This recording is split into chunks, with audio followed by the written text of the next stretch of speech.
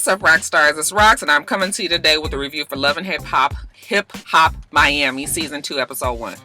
Which one came on first? Black Ink? I already did the Black Ink review, but I think Love and Hip Hop Miami came on first. So actually, this video be up before not that it really matters, okay? But you know I like to do everything decent and in order. So, yeah, you guys, the review. Let's get to it, shall we? All right, let's start with the ones that don't really matter, okay? Young Hollywood. I have no idea why he's back on the show. I know he caused a lot of ruckus last season with the shit that he was saying about Madeleine Igarashi. I guess because he had caused all that ruckus and stir, you know, Mona decided to bring him on back. But really, I'm still trying to figure out what he back for. Anyway, he's meeting with Gunplay at his people's restaurant. Look like they have like a Mexican, or it's not a Mexican, but a Spanish restaurant down there in Miami. You know, it looked like the food was good. You know, the more toe up the place looked, the better the food seems to be with them kind of places. But he meeting Gunplay there. And Gunplay, you know, say he got a new album coming out. You know, he been clean. He don't do that narcotic no more. And everything is good except for with him and Kiara. Okay, now that was his ride or die from last season. And they done broke up because Gunplay, you know, some people had been slid in his DMs and he had to oblige. His ex, Madeleine Igarashi, I said, nigga, you is a fucking lie. And they don't fucking care who telling that. You mean to tell me that you want us to believe that Madeleine Igarashi was trying to get with Gunplay? Mona, bitch. You know good damn well that beautiful girl is not fucking around with nothing like a Gunplay. I'm sorry. But you know what? That's how they wrote it in the fucking script. So that's what we going with today. Gunplay says that he does love Kiara, but you know what? It wasn't just his drug problem that broke them up. You know, they both contributed to the problems in their relationship, and that he feels like the both of them need to take responsibility for it. So we see him meeting up with Kiara later, and Kiara was like, you know, we've had a lot of problems, you know, drug problems, nigga was broke, wasn't working, wasn't making no music, depression and all of that, but we ain't never had no, you know, other bitch problems. So now, you know, this is something that Kiara can't deal with. She trying to tell him how she's had his back the whole time that they've been together. And she is just upset about the fact that he decides to fuck around with somebody in his DMs. You know, she moved out so that, you know, they can get some distance between each other and maybe they will realize how much they really want to be together. But then you fucking around, that ain't really trying to fix the problem. He's just like, whatever, you contributed to, you know, the problems too. And she was just like, what? I've always been here. I've always had your back, even when you was broke, even when you didn't have a job, when you was sleeping on other people's couches. You know, I was there with you. So how can you say I ain't, you know, ain't been there? He was like, that's what a girlfriend is supposed to do. What, you want a damn medal because you was supporting me? She was just like, you know what, Gunplay, since you want to be like this, you know, I'm not going to allow you to make no fool out of me. Okay, so what we gonna do right here is we gonna break it on up, and I'm just gonna be by myself. Okay, she was over there talking. She had on that strapless dress, and her titty looked like one big circle. It was just one big round ball right here. I said, girl, where the cleavage at? Gunplay was just like, okay, all right, you know, even though he knows he fucked up, I guess he gonna take this L. But he's not going to quit trying to get back with Kiara. I wasn't sure he was trying to get back with Kiara. But that's what he say. He's still gonna fight to get this relationship back on track. Okay. Now, speaking of Madeleine Igarashi, she is back. That girl is just beautiful. Like, I was watching a video on Instagram of her dancing and doing a little samba number, and I was just like, she is really pretty, very striking. It's hard to not like her, even though she has some ways that gets on my nerves. Madeleine Igarashi is very happy with her life right now. She said the show has opened doors for her, and she's got money now, and the things that she and her mom have been dreaming of, she's able to do now. Okay, but it has come with a lot of sacrifice, and the fame has brought along more haters. But she's not going to let that slow her up. It's New York Fashion Week. She's going to be performing there at one of the fashion shows. So we see her performing, singing while the models are walking on the runway. And then when she finishes, she comes out and whoever that guy was, you know, he looking real concerned in his phone. And he was like, your mama done called like 30 times in a row, like back to back to back. You know, that'd make your heart race. My husband used to be good at calling me, 100 times back to back. And then he'd be like, you see my metal straws? Nigga, you ain't wearing me to death about no fucking metal straws, are you? You know, he a vegan now, you know, so he got to be aware of the environment, you know, so he got these metal straws. And why the fuck you calling me so many damn times about some goddamn straw, mister? Woo! That mister had your fucking nerves so bad, child. That's where Jada gets it from, mister. So anyway, when she sees all these calls, she's immediately worried. Something bad obviously has happened with her mother. So she rushes home and she sees her mother in the bed. Child, when they showed that picture, the mama had been burned her hand. And when they showed the picture, I was like, oh! Child, I cannot take that kind of shit. Okay, shout out to everybody in the medical field, can see that kind of stuff all the time. It's just Rocky just don't have the stomach for it. All right, but mama then burned her shit pretty good. And y'all was trying to take notes and read the fucking TV and all of this at the same time. But from what I understand, mama had a candle lit. I don't know if mama fell asleep or, you know, if the shit got out of control or she, you know, got out of her eyesight. She was in another room or something. Whatever happened, mama then grabbed the damn candle. Okay, and one of the things that gets on my nerves about a Madeleine Igarashi is the fact that she talks like, you know, somebody trying to talk to Lassie, like, Mama, what did you do, Mama? You stuck your hand in the candle, Mama? It always sounds like she's reading a script. Well, Mama, now I feel guilty because if I had been here, what, you'd have blown the candle out? Okay, I mean, shit happens. Accidents happen. It's unfortunate that your mom was hurt, but, you know, the house didn't burn down. Your mom could have been hurt way worse. Even though that's a badass burn, that shit looked horrible. And you guys know burns are painful. You just get a little hair, you know, when you try to curl your hair and that shit just burn your finger, that shit hurt. And then you get in the tub with the hot water and that shit get on it. I'm getting off track, you guys. Anyway, she feels guilty and the mom says, oh, no, don't feel guilty because this is what we wanted. You know, this is what we worked hard for. You finally here. Now you got the money, you know, and you can do and go and provide better things. And so mama say, I got it. You ain't got to worry about mama. I ain't gonna be grabbing no more candles and whatnots no more. You go and do your thug thizzle out there and perform and bring home that money.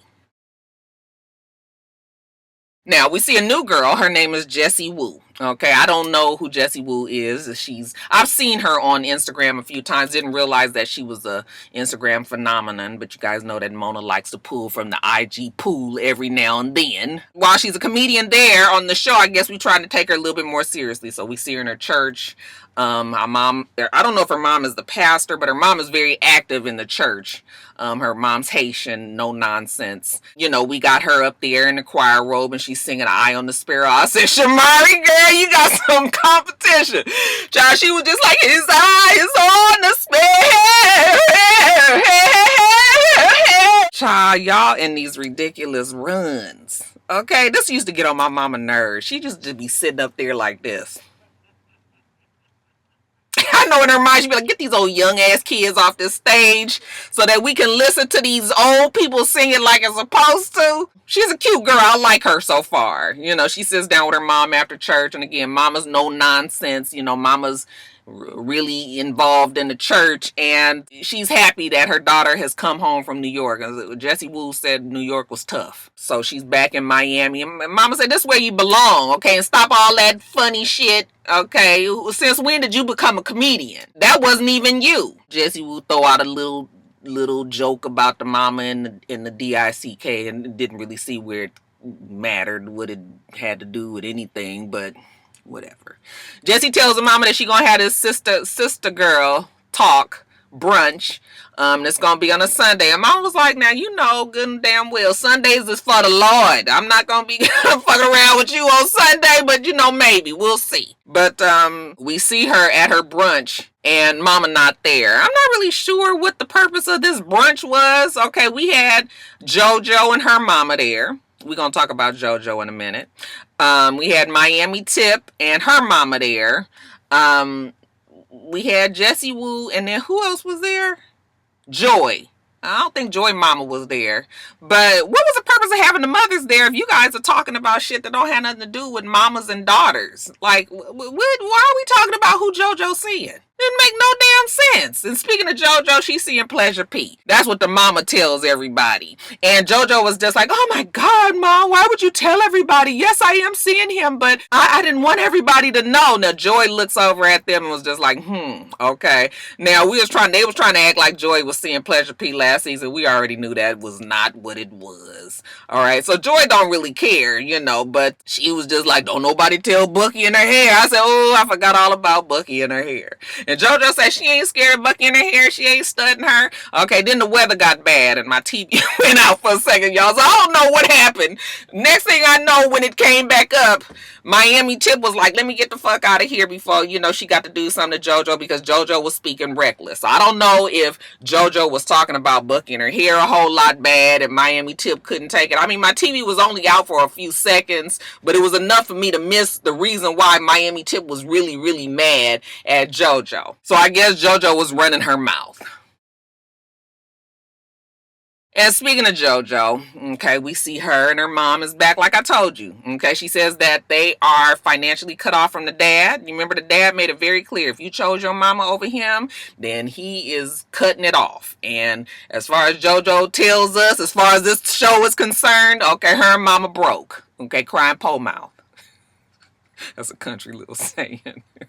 So she doesn't speak to her dad. All right, now her homegirl is back in town. Okay, Madeleine Igarashi. She's glad to sit down and chop it up with her, even though she's pretty sad about the fact that Madeleine Igarashi is back because of the accident that the mom had. They sit down and they just talking about what's been going on around Miami. Okay, JoJo tells her about the drama with Bobby and Prince. Okay, and how Prince is messy as fuck and he seems to always want to be, embarrassing Bobby light. That ain't how a friend should act. And Madeleine Igarashi was just like, yeah, I kind of heard about what was going on with the two of them, but you know what? I stay out of it. JoJo says that Bobby feels like Prince is jealous of the friendship that JoJo and Bobby Lights have. So I guess JoJo wants to talk to Prince about it. And Madeleine Igarashi was like I told you before, girl, you need to not get involved because this is best friends and best friends fight, and you don't want to get in the middle of it because you end up not being friends with neither one of them. When they go off back to being friends and then you be over here mad because you done got involved and they fight, when you ain't even had a dog in the race. But JoJo wants to tell Bobby Lights to just leave Prince alone. Okay, don't even be his friend. Don't even fuck with him. Well, how you gonna tell somebody not to be somebody's friend? Folks grown. They choose who they want to be friends with. So JoJo, again, I'm just like, ugh. Y'all liked JoJo last season, but she kind of got on my nerves quite a bit last season. She was entitled and, so bad bitch, kind of like how Nikki Baby used to be at the beginning. And when we talk about Prince, we actually see him on the screen. Prince has changed a little bit, just a little bit more. Not quite. I mean, he ain't never been like, He-Man masculine, but he just a little bit more effeminate than he was last season. But you know what? That don't mean nothing. Okay, that doesn't necessarily mean that he is gay. He's with his dad. His dad was a big time promoter back in the day. And Prince, wanted to follow in his footsteps. So the dad is trying to give him some pointers and some words of wisdom about, what Prince should do to make his job easier and more successful. And Prince was like, okay, y'all listening to my daddy like he been around all this time, but don't let the smooth taste fool you. Daddy ain't been around the whole entire time, okay? And Prince has had some hard times because of the fact, okay? Was in and out of juvenile hall, okay? In and out of jail. I was just like, who would have ever thought it? Last season they was trying to make it seem like, Prince and his family, his mom and dad was, good ace boom coons with old girl's family. And, we hadn't heard no talk about him being in jail and juvenile hall and having it tough. I said, Mona.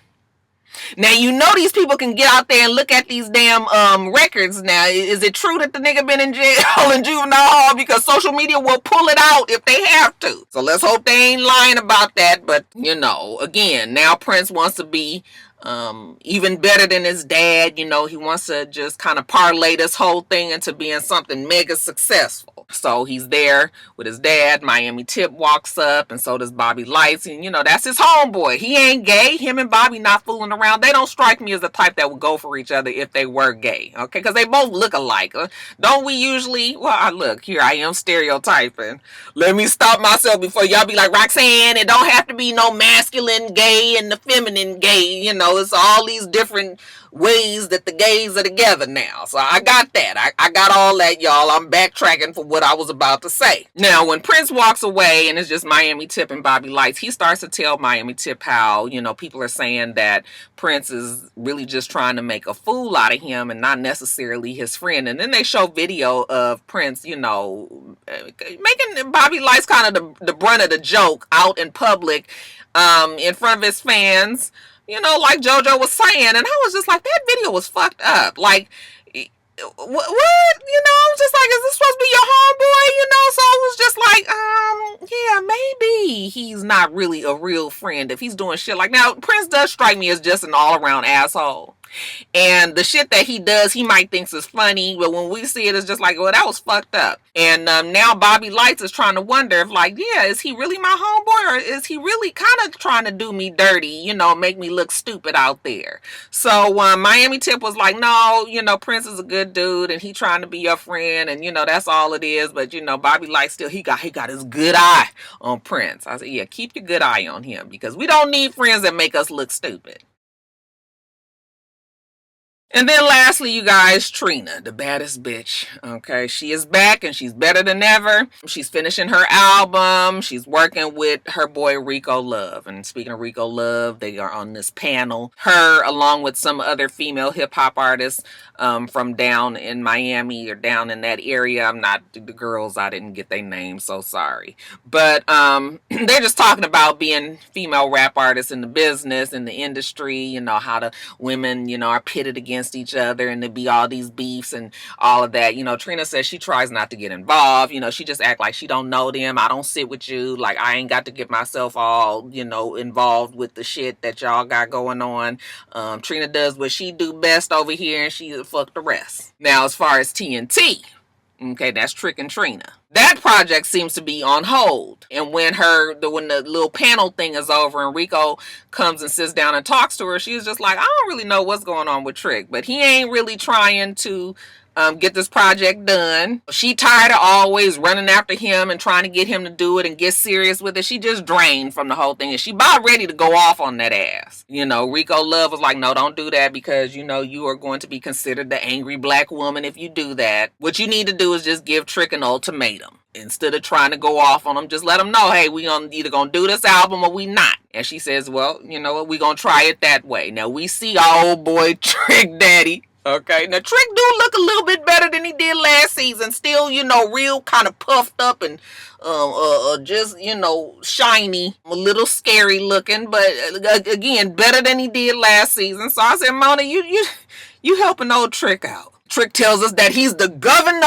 of the Sunshine State. And he been doing this for over a dub, okay? That's 20 years for the L7 squares out there. He's at a neighborhood, I don't know, what they just shooting dice or something. You know, his boy Chaotic is there. That's a rapper that he working with, you know, locally. Chaotic is telling him how he want to work on the TNT project. And Trick say, you know what?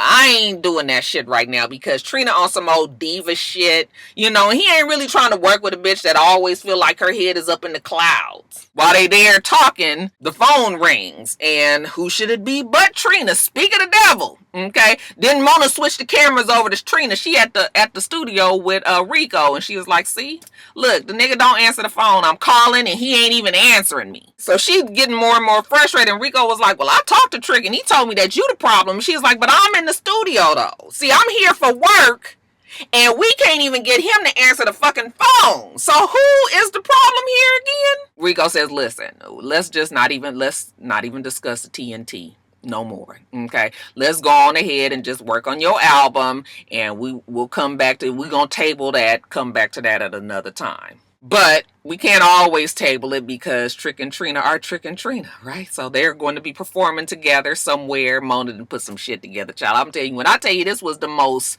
fucking thrown together bullshit. We're gonna get to it in a second.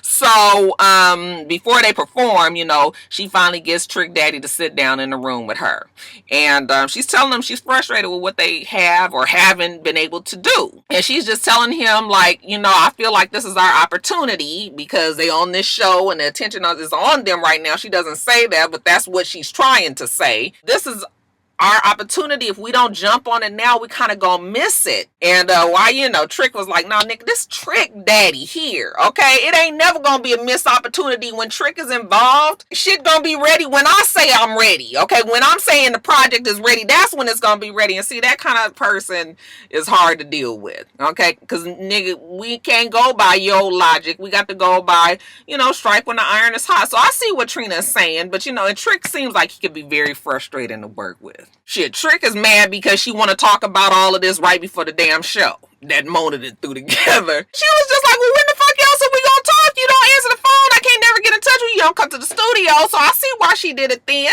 Okay, but whatever. Let's get to this performance. Child, if I tell you they ain't pushed everybody into this one little small little area of this gym, okay? They gonna redo the damn slip and slide video.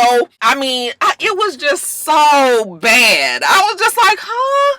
Okay. Everybody trying to take it to the house. Take it to the house. No, Mona. No. Nope.